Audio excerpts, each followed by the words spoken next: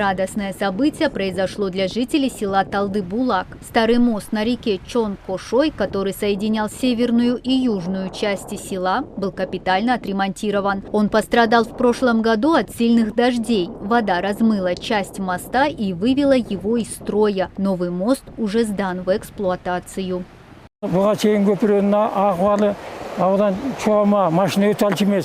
Состояние моста было очень плохим. На машине по нему нельзя было проехать. Пешеходы тоже боялись переходить, чтобы не упасть в воду. Неважно, это день или ночь. Мы боялись за своих родных, когда им приходилось идти по мосту. Теперь его отремонтировали, и мы счастливы. Мы все теперь будем спокойны. Можно не бояться за свою безопасность.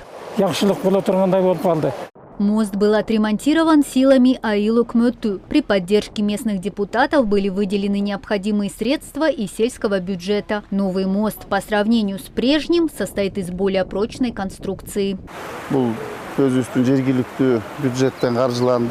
Из местного бюджета было выделено 5 миллионов 800 тысяч сомов. Мост прошел полную реконструкцию. Были заменены все опоры. Все качественно залито. Вопрос с мостом полностью разрешен.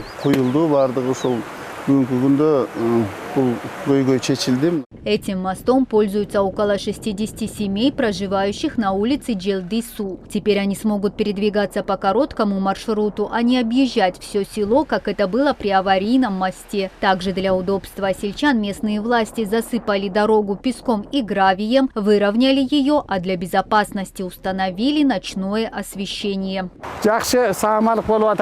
Все идет хорошо. Мы благодарны местным властям за работу. Когда мост был сломан, мы очень переживали, особенно за безопасность детей. У них занятия и рано утром, и вечером. Зимой и весной много осадков. Теперь мост стал безопасным. Пусть в нашем селе и дальше появляются нужные инфраструктурные объекты. Мост открыли торжественно, а тем сельчанам, кто внес вклад в эту работу, сельская управа вручила благодарственные грамоты. Мадина Низамова, Нурсултан Курманбеков, Кайнар Ормонов, ЛТР, Таласская область.